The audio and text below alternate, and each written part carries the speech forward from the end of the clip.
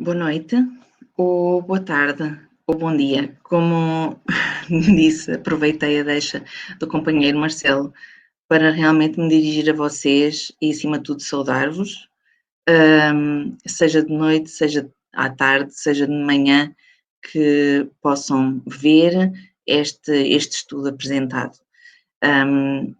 Que desejo a todos que se encontrem bem, pedindo que Jesus nos envolva nesta hora, nos inspire, nos proteja e nos oriente neste estudo. Então iniciamos o nosso estudo por fazer uma prece e a Jesus. Peço que me acompanhem nesta prece. Jesus amado, nesta hora abençoada ao Divino Mestre, nós te procuramos a tua presença, as tuas mãos amorosas, a tua energia de amor.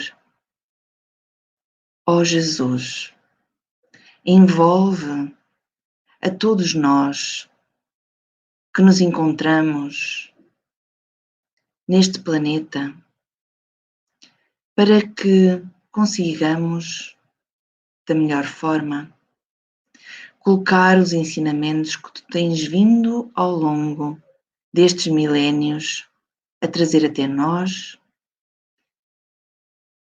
e que tu trouxeste através do Consolador prometido, da doutrina dos Espíritos, as abençoadas explicações e orientações que acalentam a nossa alma, que trazem esperança no porvir, mas também que nos auxiliam a compreendermos muito melhor o que somos hoje, de onde viemos e para onde efetivamente nos interessa conduzir o nosso caminho.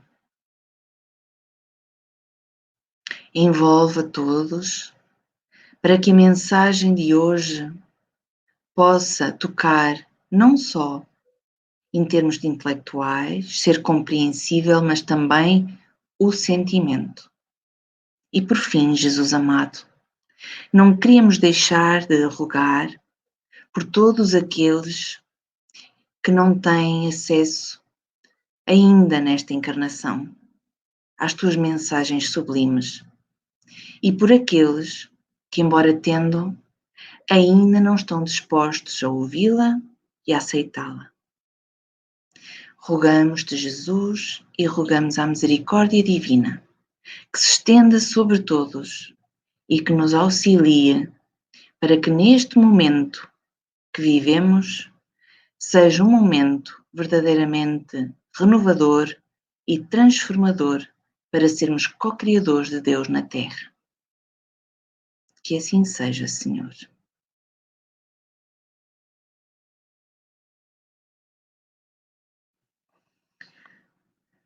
Hoje vamos dar continuidade a um tema que já foi abordado aqui ao longo das diversas semanas sobre mediunidade.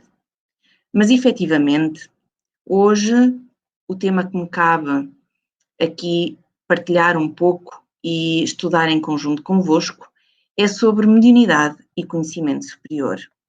Já aqui foi falado o que é um médium, o que é ser médium, o que é isto de médium. No entanto, acho importante voltarmos a rever, até porque há um aspecto particular que eu acho muito interessante, bem referido no livro dos médiuns, que é a base e a sustentação de todas as pessoas que querem estudar ou que querem compreender melhor a mediunidade e estudar sobre ela. É a base, é a chave, é a sustentação. Então, o que é médium? Diz-nos o livro dos médiuns em Allan Kardec. Todo aquele que sente num grau qualquer a influência dos espíritos é, por esse facto, médium. Então, isto já é taxativo que nós todos somos médiuns, porque sentimos através de uma intuição, um sonho, tivemos, de uma sensação íntima, que às vezes, aperta-nos o coração, é porque temos que avisar o nosso filho para ter cuidado, olha, tem cuidado na escola ao desceres do autocarro ou ao subir nos transportes, tem cuidado, se sai com os amigos, ou seja, às vezes sonhamos alguma coisa que podemos muitas vezes perceber até as mudanças que temos que fazer em nós. Portanto, todos nós somos médiuns. Agora, essa faculdade é inerente ao homem. Não constitui, portanto, um privilégio exclusivo. Isto é que eu acho muito interessante, porque ainda hoje se considera, na generalidade, não quer dizer que sejam todas as pessoas, mas ainda há muito conceito de considerar um médium alguém privilegiado. Alguém que nós devemos nos aproximar, porque provavelmente nos vai dar uma informação que é importante para a nossa vida. Vai nos dizer alguma coisa que nós ansiamos ouvir, quer seja das nossas questões da vivência do dia a dia, das questões de trabalho, questões da família, como até dizer-nos alguma coisa sobre algum familiar que já partiu, alguma questão que eu esteja a passar que acho que é por influência espiritual.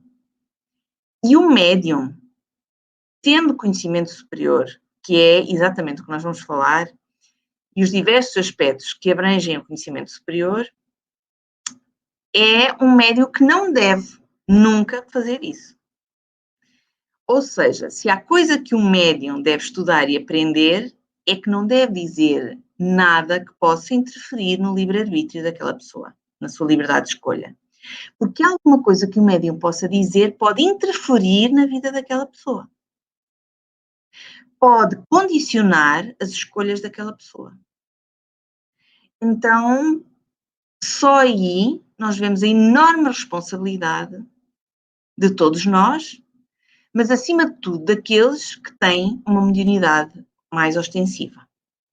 Mas também não é um desprivilégio. Muitas vezes ouvimos nas diversas exposições, nas palestras, em estudos, que o médium é aquele que vem com uma mediunidade ostensiva, é aquele que vem com, um espírito muito endividado. Como todos nós, porque senão não estaríamos nesta hora, neste exato momento, no planeta Terra, a vivenciar estas transformações inerentes ao processo de transição planetária. Portanto, nós, se estamos aqui, é porque todos somos endividados. O médium vem com essa faculdade, mas não quer dizer com isso que tenha que ser catalogado como aquele que vem carregadíssimos de imperfeições e de defeitos. Portanto, nem é um privilégio exclusivo a mediunidade, nem um desprivilégio. Portanto, todo o médium que se envaidece, que se aproxima das pessoas e permite dizer coisas às pessoas que se aproximam dele, que possam interferir, esse médium não tem conhecimento e não está ao serviço do bem.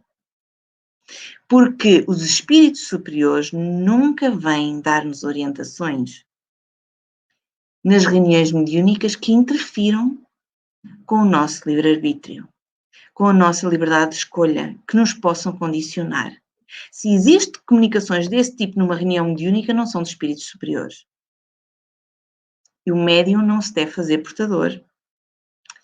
Fazer acompanhar pela sua conduta, não se deve fazer acompanhar por espíritos que não são espíritos superiores, mas isso só depende da conduta do médium e do estudo do médium. Por isso mesmo, raras são as pessoas que dela não possuam alguns rudimentos. Todas as pessoas, como nós já referimos. Médium vem do latim medium, que é um meio intermediário. Então, é a pessoa que serve de intermediária entre os espíritos e os homens. Pronto, isto é algo pacífico, mas é muito importante aqui salientarmos a questão do privilégio ou do desprivilégio. E o que é que o médium deve fazer e é considerado que está a fazer ao serviço do bem, que tem conhecimento, que é um médium que segue as orientações deixadas pela doutrina espírita e por Jesus, ou Jesus nunca disse às pessoas o que é que elas deviam fazer. Jesus disse: vai, não peques mais. Cabia às pessoas pensarem o que é que haveriam de fazer no seu caminho. Então, por que é que nós achamos que devemos de dar opinião às pessoas sobre aquilo que pressupostamente estejamos a ouvir ou a sentir, condicionando assim as escolhas dessas próprias pessoas? Há que ter muito cuidado e fazer uma grande triagem para não cairmos no engodo da espiritualidade inferior, dos espíritos inferiores, que querem que interfira nas vidas daquela pessoa e que querem que aquele médium não se realize no bem e não seja um servidor do Cristo. Como estamos a falar de mediunidade e conhecimento superior, temos que falar de como se desenvolver a mediunidade, ou seja, condições inerentes a desenvolver a mediunidade e a ter uma mediunidade segura e salutar e diretrizes de segurança. E Divaldo Franco e Raul Teixeira têm muitos livros sobre mediunidade, orientações, inclusivamente tem um livro de desafios sobre mediunidade, enfim, muitos. Eu aconselho a quem quer aprofundar-se no estudo da mediunidade que os leia, porque não basta ir a um grupo de estudos sobre mediunidade, é necessário que as pessoas leiam individualmente. Quem quer efetivamente estudar e ser um servidor cada vez mais, o seu instrumento estar cada vez mais afinado. Então, Divaldo Franco e Raul Teixeira têm um livro que é Diretrizes de Segurança. E ele diz-nos, os dois dizem-nos na questão 102, que a educação mediúnica, então já aqui vemos, que para ser médium temos de ter educação mediúnica. E o que é isto de educação mediúnica? Se nós pensarmos que desde pequenos nós somos educados porque educados que temos que lavar os dentes, e porque é que temos que lavar os dentes pelo menos 2 vezes ao dia, que temos que comer a certas horas da refeição, como é que devemos estar à mesa, para se alongar até aos estudos nas escolas, ok? De aprender a ler, a escrever, a contar, a aprender conhecimentos, a ter conhecimentos que nos sirvam para exercer uma profissão e para ser úteis para a humanidade, para nós e para a humanidade. Então, aqui também no caso da educação mediúnica, se entende da mesma forma. Ou seja, só pelo facto de um médium sentir a presença dos espíritos e até poder ser facilitador de uma comunicação entre o mundo espiritual, entre os espíritos, aqui no plano terreno, não quer dizer com isso que isso seja suficiente. O médium deve estudar o Evangelho de Jesus, que é a base de tudo. Deve estudar o livro dos médiuns, que é outro dos pilares essenciais. Deve estudar muitos e muitos outros livros que são o suporte para o estudo mediúnico. Deve educar-se, saber como há de estar, como é que se deve comportar, como deve fazer quando os espíritos se aproximam, numa altura em que não é a altura deles se comunicarem, certo? Há um momento, um dia e uma hora para que eles se comuniquem. Isso tudo tem a ver com uma educação mediúnica. Então exige, em primeiro lugar, o conhecimento pelo estudo. Ok, já falámos sobre isso. Mas será que nos basta frequentar o estudo da Casa Espírita sobre mediunidade? Não. É necessário que o médium estude individualmente. Mas estudar individualmente não é ler, porque eu posso ler e não ter compreendido nada. Estudar é eu estar a ler e se não compreendo, volto atrás. Ok, hoje em dia, não é como há uns anos atrás, nós temos meios tecnológicos, informação, internet, para poder pesquisar fontes acessórias que nos ajudem também a compreender. Há alguma palavra que eu não entendo, vou ao dicionário. Mesmo assim, há algo que eu não percebo, pergunto a um companheiro. Agora, o estudo individual, o estudo de um livro, é fundamental. Médium, ou aquele que quer desenvolver a sua mediunidade, ou quer ter uma educação mediúnica salutar, basear-se só num grupo de estudos de mediunidade em que é importante porque elucida todos os médiuns que somos. Agora, para o médium que quer desenvolver a sua mediunidade, para ser um tarefeiro fiel aos ensinamentos de Jesus e ser um tarefeiro que está ao serviço do bem, ao serviço da luz, não se pode basear só nesse estudo. Leitura, estudo dos livros que lê, mas também deve existir, e eu pressuponho que existem em praticamente todas as casas espíritas, se não todas, o desenvolvimento da mediunidade, que são estudos próprios para determinado número de pessoas que querem desenvolver a sua mediunidade e, portanto, permite que os médios, em particular, tirem dúvidas específicas para poderem integrar, posteriormente, a reunião mediúnica, para se colocarem ao serviço do bem maior. Então, isto é muito importante. Uma coisa é o estudo sobre mediunidade, que é para todos os médiuns, em geral, que somos.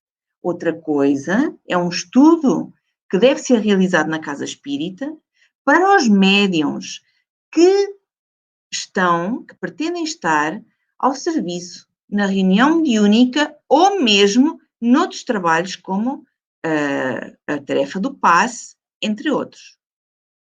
Então, pela mediunidade. A seguir, a educação moral. Não basta ao médium ser ok, permitir a comunicabilidade dos espíritos, mas e naquele dia que vai permitir que os espíritos se comuniquem, estar muito sossegadinho, mas depois, durante a semana, ele andou a falar e a criticar tudo e todos, o que se passava no trabalho, as pessoas que estavam no trabalho connosco, no centro espírita. Então não me adianta estar ali com ar e com uma vontade enorme de ser boa naquele momento, porque eu só vou ser aquilo que eu cultivei ao longo da semana. Não adianta mais nada. Eu sou o que eu sou. E eu sou aquilo que cultivei e fui cultivando ao longo dos dias e serei aquilo que for cultivando ao longo da minha vida. E não é num dia que vai fazer a diferença, em que eu vou estar muito quietinha, vou mudar a minha alimentação. O que adianta mudar a minha alimentação se eu depois a seguir sou capaz de dizer um impropério? Pensar mal do outro. Em termos de contaminação fluídica, contamina muito mais pensarmos, não estamos a falar de comer coisas extravagantes, mas pensarmos mal dos outros, por exemplo, qualquer coisa, do que, hoje, por lapso, comi um bocadinho de frango. Por exemplo, nós sabemos que a carne não é aconselhada a comer pelos imensos fluidos muito densos, animais, que têm a própria, e portanto nós devemos escusar disso. O exercício e a vivência da conduta cristã. Então já aqui diz que o médium precisa exercitar. E o quê? Exercitar só na reunião mediúnica? Não. É exercitar essa educação moral. Ou seja, combater em si as imperfeições que traz de existências passadas ou que cultivou nesta existência. Ser vigilante e ter uma vivência da conduta cristã. Poder, assim, ser, ao longo dos diversos dias, alguém que pretende melhorar-se, mas não é o pretender melhorar-se só de palavra, não é aquele que intimamente diz assim, ok, se não for desta é na próxima, ok, olha, não consegui, é aquele que nos momentos-chave já treina o parar, para depois resfriar a cabeça, para depois dizer alto, que isto a mim não me serve, eu vou tentar combater. A mim não me serve, não é aos outros. É, isto a mim não me serve. Através de hábitos salutares de estudo e do exercício de amor, e voltamos ao mesmo, médio passista, chega ao dia do passe. Ok, amanhã eu já começo a ficar muito zen, porque eu quero estar à noite com muito amor, mas durante a semana eu não ajudei um familiar que precisava em casa e que estava atrapalhado com o tempo. Eu fui agressiva com os meus colegas de trabalho. Ou seja, eu não fiz o exercício. O que é o exercício? É treino, treino, treino.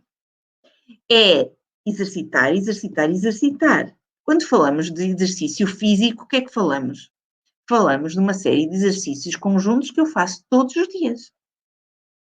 Porque senão não adianta nada, não é exercício físico. Então aqui o exercício de amor aplica-se exatamente. Se eu não fizer esse treino, não é no próprio dia que eu vou fechar os olhos e digo assim, eu tenho muito amor para dar. Né? Isso não funciona. Não existe. Eu não vou dar aquilo que não tenho. Certo? Eu só vou dar aquilo que tenho e que cultivei e que trabalhei e o bem que eu fiz é o que eu vou dar. O médio se libera de quaisquer atavismos, ou seja, aquilo que nós trazemos do passado, padrões, condicionalismos, aquelas imperfeições que nós até temos prazer, mas é um prazer mundano e que nós trazemos tão enraizados em nós. Ele libera com isso tudo, desses atavismos, para fazer-se ponte entre ele e o Criador. Porque é para isso que ele vem. Para fazer ponte entre ele e o Criador, sob a inspiração dos espíritos superiores. Agora, se ele fizer isso tudo, tem inspiração dos espíritos superiores. Mas se o médium achar que não necessita de estudo, que não faz educação mediúnica no seu centro, não frequenta um estudo específico para educação e desenvolvimento da sua mediunidade, se não se educa moralmente, se não exercita tudo aquilo que tem vindo a aprender no seu dia a dia, se não melhora a sua conduta cristã, se não melhora a sua conduta, tornando-a uma conduta cristã, se não estuda também individualmente pela sua necessidade, era como se o médium, por exemplo, supor médiuns passistas, frequentam um curso de 2 horas e meia no centro. Ok, fica-se por aí? E estudar livro dos médiuns. E estudar sobre magnetismo, que foi exatamente o que Allan Kardec estudou. Porque nós somos intermediários dos espíritos superiores. Portanto, por que é que nós estamos lá? Nós estamos lá para doar fluido mais animal, mais denso, que se mescla com o fluido espiritual. Se eu não estudo e se eu não exercito o amor ao longo da minha semana e se eu não complemento e não vou estudando sempre, como todos estudam ao longo da sua vida quando têm uma profissão, eu não vou estar assistida por espíritos superiores. Eu vou estar assistida por outros espíritos, mas que não são espíritos superiores. E o que é que me interessa? O que é que interessa ao médium? O médium quer ser instrumento de quê? Leon Denis, eu adoro. É o exemplo da perseverança. Leon Denis não era espírita, perdão, conheceu Allan Kardec e foi com muito esforço que ele foi desenvolvendo estudos cada vez maiores e se tornou espírita. Trabalhava muito, sustentava a família e, portanto, era à noite e não era com as condições que hoje nos chega tudo através da internet. Ele tem um livro que eu aconselho, que é No Invisível, e diz-nos: tem, pois, o homem que se submeter a uma complexa preparação, que já dissemos, tudo isto é uma complexa preparação, e observar uma regra conduta, ter conduta cristã, para em si desenvolver o precioso dom da mediunidade. Tem que a desenvolver. Não é algo que, ok, eu sinto, eu consigo comunicar-me, já não preciso mais nada. Não, errado. É necessária para isso a cultura simultânea da inteligência e nós devemos, mas eu não sou inteligente. Quem disse? Qualquer um pode desenvolver a capacidade de estudar, de entendimento, para que até ao longo da vida esteja sempre com a sua capacidade intelectual viva e cada vez mais adquira conhecimento que seja útil para a sua vida e para a sua prática mediúnica. Da meditação, estamos aqui a falar da meditação não só de uma mensagem que eu leio e medito sobre ela, ou seja, eu faço uma reflexão íntima sobre aquela mensagem, o que é que aquela mensagem me quer trazer a mim para meu ensinamento, mas também todo médium devia saber serenar, concentrar-se em si mesmo, voltar-se para o eu superior. Mesmo que visualizando, ou mesmo que sentindo e visualizando os seus pensamentos, ele, com essa atenção plena, ele conseguir estar, deixá-los passar e continuar centrado no seu eu superior, na sua serenidade para fazer conexão com as esferas superiores, do recolhimento e do desprendimento das humanas coisas. Ou seja, o recolhimento não é propriamente ser uma pessoa que vive afastada, um monge ou uma freira, um padre. O recolhimento é uma freira de clausura, claro que estamos a falar. O recolhimento é evitar extremos, ou seja, os extremos de passarmos, embora as pessoas gostem, ok, de estar com as pessoas amigas, conversar, sair um bocadinho à noite, outra coisa é sair-se constantemente, o recolhimento, que significa nós voltarmos mais para dentro de nós próprios, nesse templo íntimo onde habita o Cristo em nós, do que propriamente ligarmos a tantas coisas que fazem parte do nosso dia-a-dia, materiais, que são da nossa vida mundana. Portanto, se um médium está na casa espírita e se não se faz isto tudo, o que pode acontecer é isto que eu vou apresentar agora, num tom de brincadeira, certo? Mas é isto que eu vou apresentar num vídeo dos Amigos da Luz, que tem um vídeo muito interessante, exatamente, e muito engraçado, que fala sobre essa vivência do espírita na casa espírita e daquele que depois é no seu dia-a-dia. Então vou partilhar o vídeo. Aliás, não é médium, é médium espírita.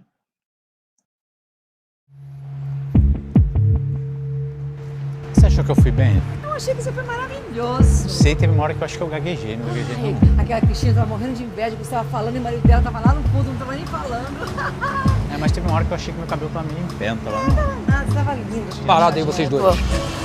Ah não, era só o que faltava agora. Ele vai te matar! Fica calma. Toma minha bolsa, Isso, pode levar, amigo. Alguém disse que é assalto, por acaso? Ah, não? É. Mas vocês estão muito apressadinhos, tá? Além do mais, eu não quero essa bolsa, não. Não quer por quê, meu filho? Não gostou da minha bolsa? Tá vendo, né? Tá vendo seu mão de vaca? A culpa é sua. Porque se você tivesse comprado aquela bolsa que eu queria, eu não tava passando essa humilhação pra esse bandido. Mas também uma bolsa de mais de R$2.000? Tu ia comprar uma dessa, amigo? Não, né? E se você tá reclamando, por que tá usando ela, então? Eu não vou carregar minhas coisas numa sacola de plástico. Mas pra que você carrega tanta coisa? Eu só carrego uma carteira. Quer dizer, assim, se eu tivesse trazido, né? Saí com tanta pressa de casa que eu não trouxe minha carteira. Pode ficar tranquilo que eu não quero a sua carteira também, não, tá? Ah, não? Não. Você vai querer o quê? Joias? E nem adianta, meu chapa, aqui é tudo chapeado, ó. Chapeado. Se não me deu uma bolsa, vai me dar uma joia, né? Ela não pode usar ouro, até Posso energia. sim. Olha, eu não quero nada disso. Ué, se você não quer roubar nada, quer roubar o quê? Nosso tempo, é isso? Quem falou que é roubo? Oi, não é? É. Mas quem vai roubar não sou eu. É uma gangue aqui! Cadê os outros? Cadê os outros? Você tá fazendo, tá chamando a atenção. Não tem outros. Tá vendo? Tem outros. Realmente é um assalto, mas quem cometeu não fui eu. Foram vocês. Hã? Vocês me roubaram. Como assim a gente roubou? Você tá confundindo a gente, entendeu? Nós somos um casal do bem, a gente tá andando aqui normal, você que vem abordando. Não, nós somos super honestos, a gente ainda é espírita. Isso. Bom saber disso, né?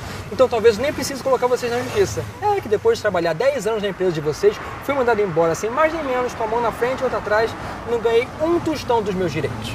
Um funcionário, que bonitinho! Oh, meu querido, tu achou que eu não ia te reconhecer? E reconheceu? Não, porque meu óculos, entendeu? Aumentou e eu não tive dinheiro pra trocar meu óculos. Tá. E dos meus direitos? Eu vou ter que entrar na justiça, é isso mesmo? É quem disse que a gente vai pagar esses direitos? Quem disse? Vocês vão pagar? Quem disse? Não, mas pelo menos você ganhou experiência, né? Não acredito que vocês vão fazer isso comigo. Mesmo sabendo que tudo que vocês fazem tem uma consequência na lei de ação e reação, como ensina o espiritismo. E quem disse que a gente é espírita? Vocês não são? Somos. Mas não o tempo todo, entendeu? A gente sabe separar as coisas. O profissional, o espiritismo. Se você chega uma hora antes, você pegava a gente lá no centro, a gente é muito espírita, né? Muito, eu dou até palestra lá. Vem cá, você não aproveita esse momento, essa situação que você tá passando tão difícil e não pega a minha bolsa. Isso. E aí você vai treinando. Treina, isso. Olha só, pega e sai correndo. Pega, pode pegar.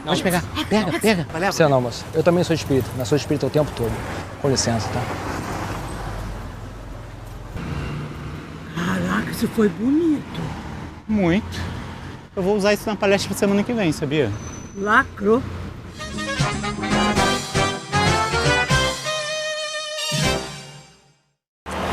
Eu acho que aquele menino tava certo. Não sei. Não, eu tô num momento espírita agora, ele me tocou, entendeu? Agora eu tô bem espírita mesmo. E a gente tem que pagar ele. Eu sei, mas vamos pagar como? A empresa quebrou, pô. A gente tem que dar um jeito. Eu tenho uma ideia. Qual? Vamos pagar ele com passe. Que isso? Que ideia é essa? Taca ele passe, taca ele passe. Sai com isso, para com isso. Parou. Chega com isso. Ora, temos aqui exatamente um exemplo de que nós não podemos, nós somos aquilo que cultivamos durante a semana e não somos o que no momento, quer seja de um palestrante, quer seja de um médium passista, no momento em que estamos dentro do centro espírita. Então, isto revela, eu não diria, pode não ser só falta de conhecimento, até podem ter conhecimento, mas falta de conduta,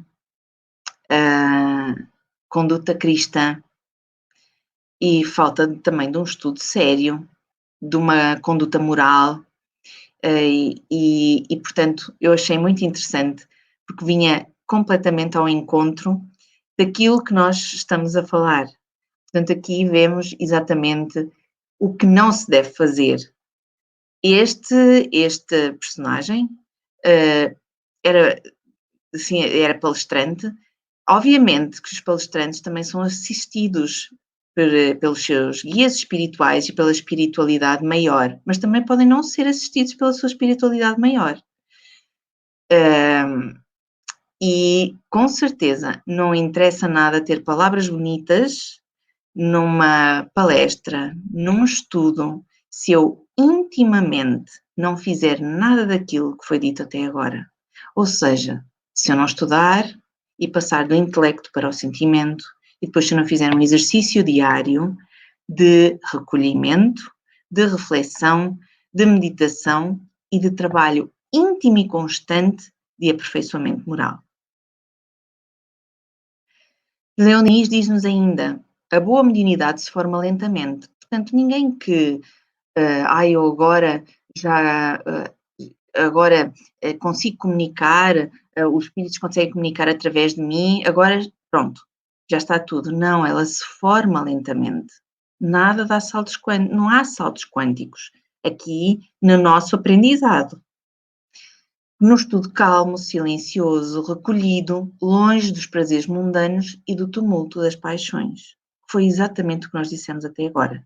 Depois de um período de preparação, ou seja, depois de tudo isto, e expectativa, porque o médium vai observando nele a mudança íntima e a mudança no seu desenvolvimento mediúnico. O médium colhe os frutos dos seus perseverantes esforços. Recebe dos espíritos elevados a consagração das suas faculdades amadurecidas no santuário da sua alma. É óbvio que se ele não fizer isso, não recebe dos espíritos elevados. Ele pode estar até na reunião mediúnica a trabalhar, mas quem o assiste não vão ser espíritos elevados. Se guarda em seu coração a pureza do ato e intenção, muito importante, nunca falamos sobre isso. Mas eu tenho uma intenção enorme de ajudar os irmãos encarnados e os desencarnados, os sofredores, aqueles que estão equivocados. Não adianta nada no dia eu pensar isso assim. Se eu no meu dia-a-dia, eu até posso sentir que alguém está necessitado de uma oração e não faço. Não adianta eu não ter essa pureza de coração e de intenção na minha vida, no meu dia-a-dia. Porque não é no dia e na hora do passe, da palestra, da reunião mediúnica que eu vou ter. Virá com a assistência dos seus guias a se tornar um cooperador utilíssimo na obra de regeneração que eles vêm realizando. Isto se eu cultivar ao longo de todos os meus dias. Não é como este casal que chega ao centro e que pressupostamente cultiva isso, mas depois no seu dia a dia é o que é e o que foi mostrado. Então aí eu não vou ter a assistência dos meus guias espirituais superiores e não vou ser um cooperador utilíssimo na obra da regeneração. Emmanuel, através de Francisco Cândido Xavier, no livro Seara dos Médiuns, trouxe-nos uma mensagem, uma página muito interessante exatamente sobre conhecimento superior.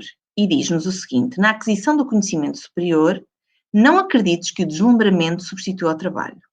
Então, nada disto de ser, eu sou médium,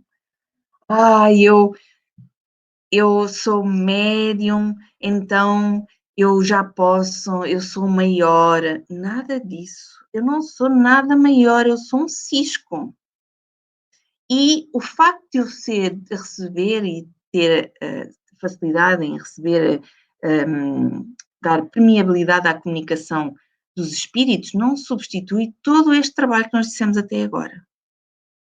Porque só esse trabalho que nós dissemos até agora é que faz com que eu seja um fiel e um bom instrumento nas mãos da espiritualidade maior para poder atender aos que mais necessitam. Nem julgues que o benfeitor espiritual, por mais amigo, possa efetuar a obra que te compete. Às vezes isso acontece muito. Andei a semana toda, certo? A não fazer isto que nós dissemos até agora. E depois chega o dia do passe e eu estou lá e eu vou dar muito amor a todos. Isso não existe. E se eu não der, e se houver alguma coisa que não esteja tão harmonizada em mim, o benfeitor espiritual não está para fazer o nosso trabalho. Então, para isso, nós ficamos em casa. O benfeitor espiritual está lá para nos intuir e derramar sobre nós fluidos espirituais, para auxiliar aquela pessoa. Nós estamos lá para servir de instrumento, com o nosso instrumento o mais... É como um vaso mais limpo, com as flores mais belas que possamos cultivar, e as flores do amor, da caridade, do estudo, de tudo o que dissemos, para que os fluidos espirituais, juntamente com o fluido magnético do médium, possa ser doado tanto ao encarnado como ao desencarnado e proporcionar assim o auxílio espiritual, o auxílio físico, o auxílio mental, o auxílio emocional que precisam. Ainda no mesmo capítulo, diz-nos que, entretanto, se alguém não houvesse cultivado a semente minúscula, consagrando-lhe atenção e trabalho no curso dos dias, a árvore magnificente não se teria consolidado, afirmando-se em madureza e cooperação. Isto é muito interessante, porque é muito proveitoso. Tudo começa de uma semente minúscula. Até quando nós estudamos, nós não podemos achar que lemos uma vez o livro dos médiuns e já sabemos tudo. Nós temos que começar como aquele que dá os primeiros passos quando nascemos, que estamos a aprender a andar. E isto, como evangelizadora, também me fez lembrar, obviamente, a evangelização, porque muitos pais ou educadores entendem que a evangelização só deve começar quando, pelo menos, é assim. Agora já se começa a sentir que os pais e educadores começam a procurar evangelização para faixas etárias menores, nomeadamente a partir do momento em que entram para a escola, mas não devemos ficar condicionados a isso. Porque nós só damos amor aos nossos filhos quando eles vão para a escola. Nós só ensinamos os nossos filhos a escovarem os dentes 2 vezes por dia, a estarem sentados à mesa nas horas da refeição, a comer sopa de legumes porque lhes faz bem, a comportarem-se, a saberem, têm que ouvir a educadora de infância ou a professora só na hora que eles vão para a escola, a obedecer só na hora que eles vão para a escola. Não. Nós começamos desde pequeninos. Então é desde pequeninos que se deve começar a cultivar a semente do Evangelho de Jesus e dos ensinamentos da doutrina espírita no coração das crianças. Então, eu também queria aproveitar este momento para referir que as casas espíritas que têm evangelização devem aceitar crianças que tenham faixas etárias muito pequeninas, meses, que são obviamente acompanhadas pelos pais, e toda a abordagem que é feita do Evangelho de Jesus, da doutrina espírita, é adequada para que vá penetrando pequenas sementes naquele espírito que está muito permeável a ouvir e que vai, por uma questão de exercício, se habituar a ouvir falar de Jesus.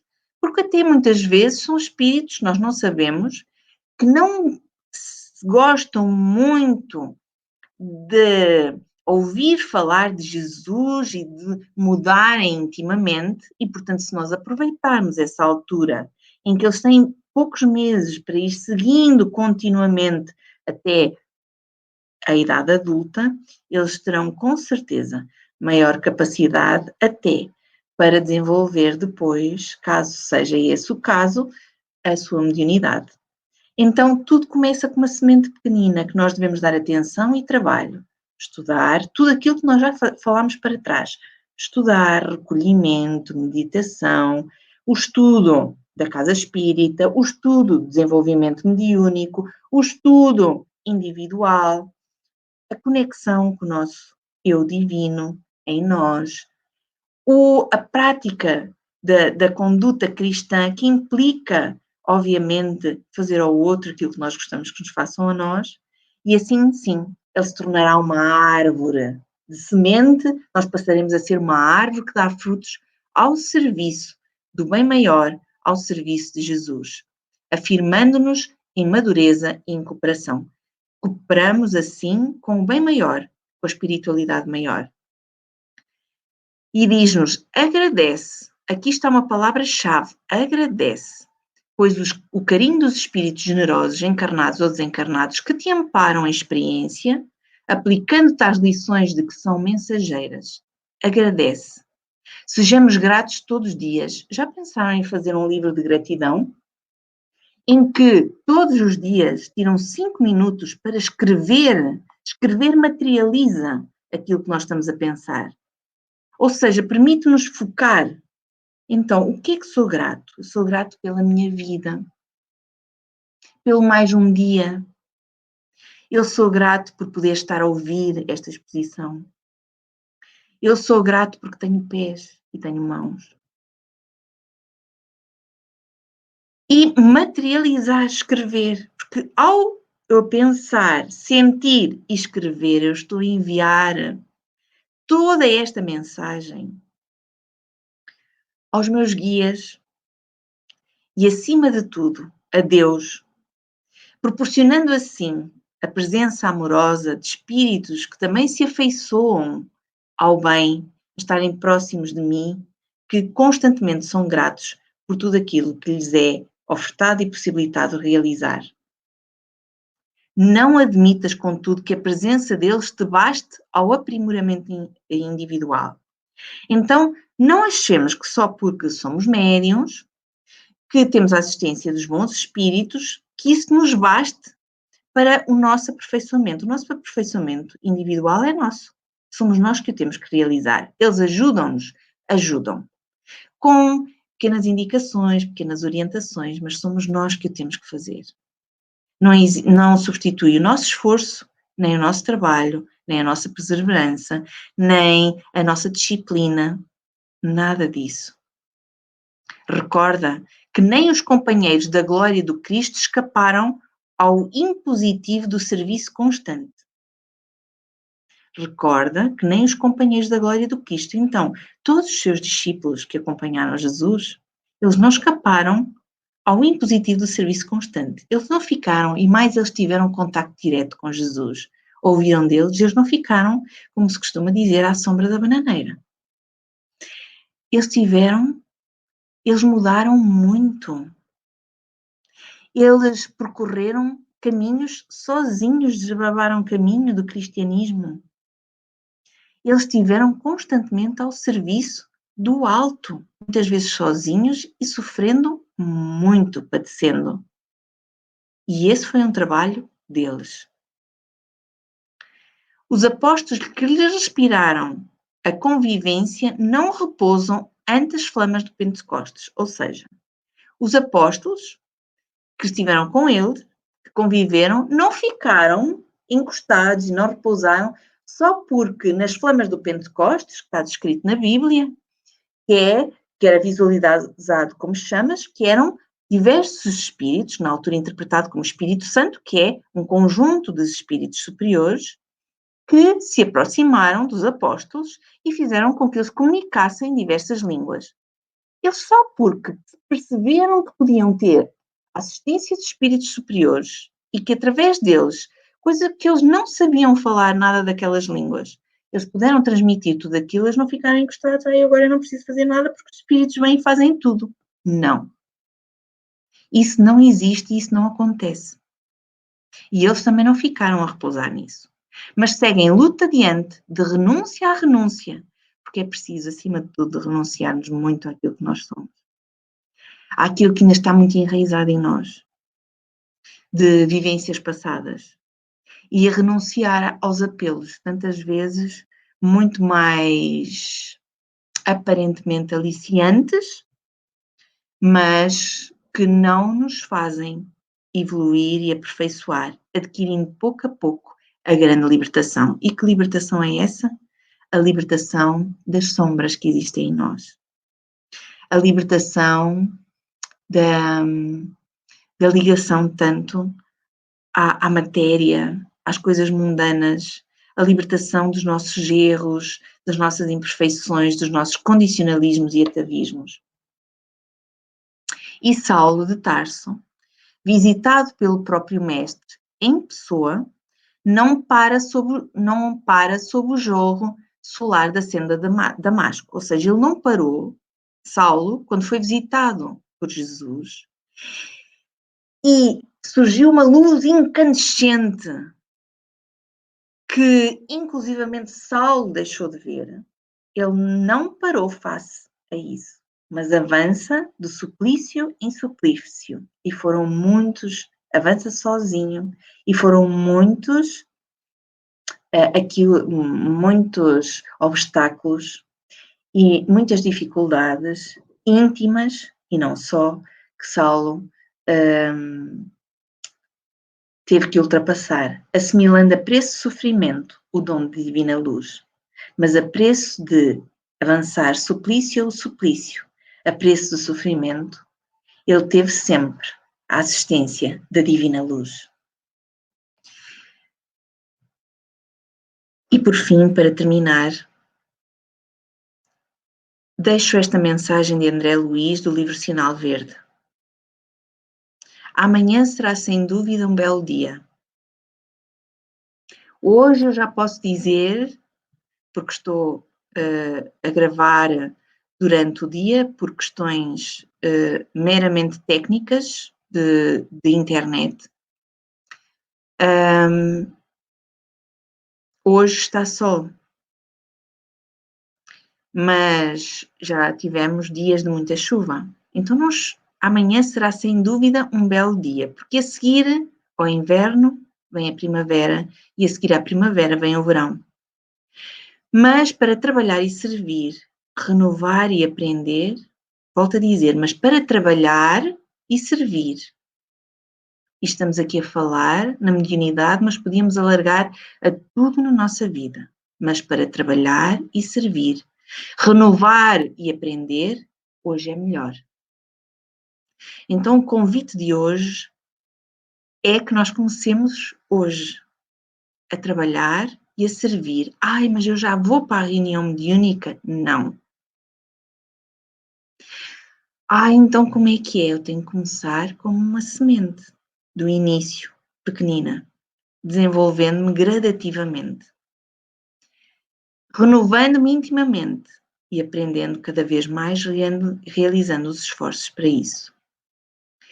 Então, que todos fiquem na doce paz de Jesus, no amoroso convite e convívio da espiritualidade maior e na presença de Deus que habita em nós, para que possamos ser médiuns ao serviço do bem, da luz, trabalhando a partir de hoje para servirmos melhor, nos renovarmos e aprendermos incessantemente. Vamos agora orar. Divino e amado Mestre Jesus, nesta hora abençoada, em que tivemos a oportunidade de refletir sobre mediunidade e conhecimento superior, sobre as questões que muitas vezes surgem no nosso dia-a-dia e na nossa vivência e na qual todos estamos sujeitos. Mesmo aqueles que já têm muito conhecimento.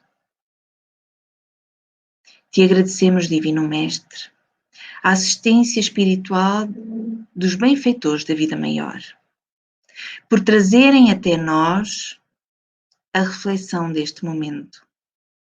Agradecemos a Jesus o seu abençoado legado, que até hoje nos inspira, que até hoje nos conduz e nos motiva a sermos cada vez melhores e a libertarmos das amarras que tanto nos condicionam das nossas imperfeições.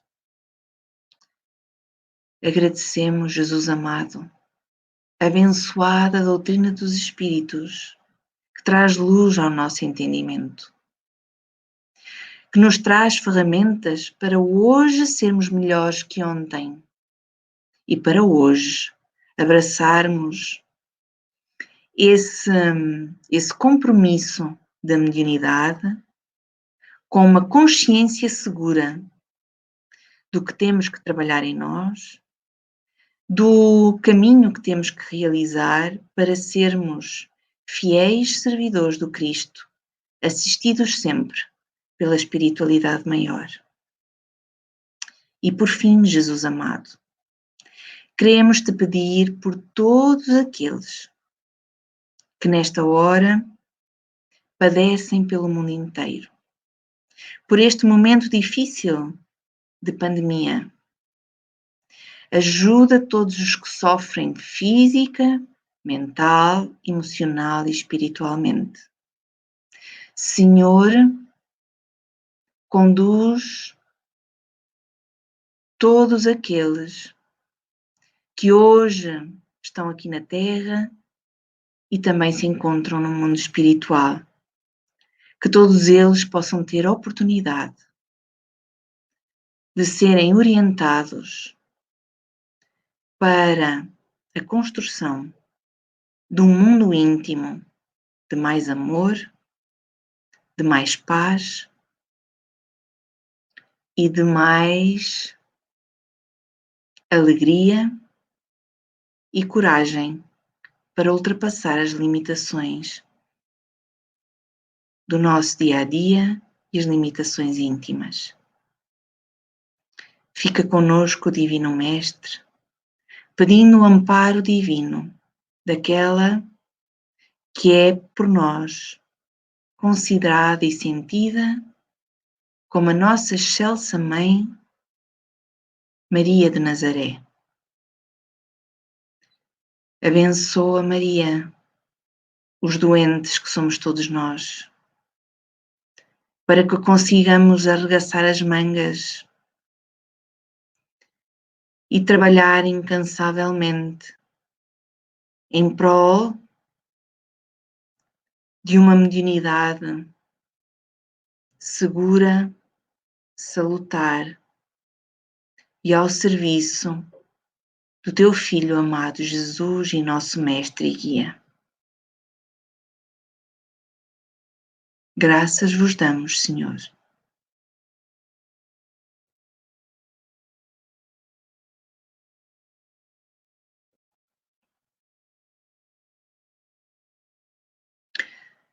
Uma boa noite e que a paz de Jesus esteja com todos.